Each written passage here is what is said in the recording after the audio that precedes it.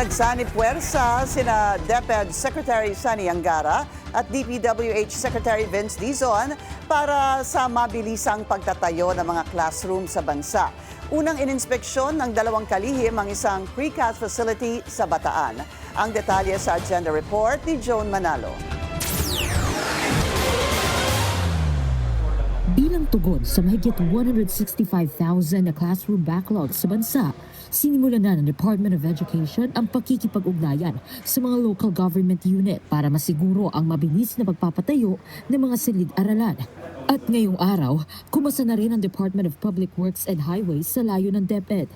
Ininspeksyon ni DPWH Secretary Vince Dizon at Education Secretary Sonny Angara ang isang precast manufacturing facility sa Mariveles, Bataan, para makahanap ng teknolohiyang makatutulong sa pagpapabilis ng classroom construction ngayong taon.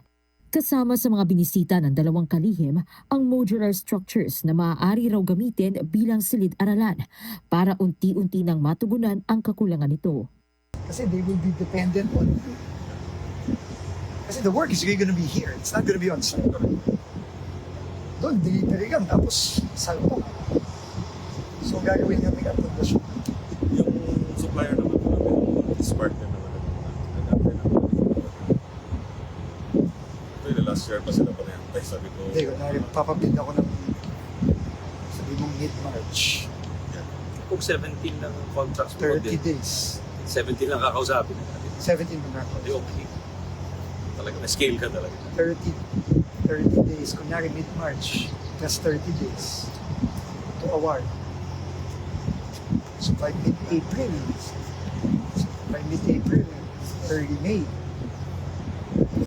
Nasa 24,000 classrooms ang inaasahang maipapagawa ng DepEd ngayong taon at 25% daw nito o 6,000 classrooms ang itatayo ng DPWH.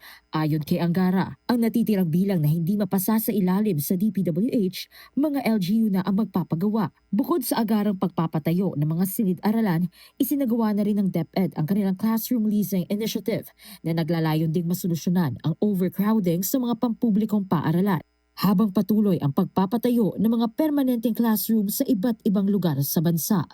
Para sa agenda, Joan Manalo, Billionaire News Channel. Mag-follow sa aming mga social media accounts at mag-subscribe sa aming YouTube channel para sa pinakahuli at eksklusibong mga balita.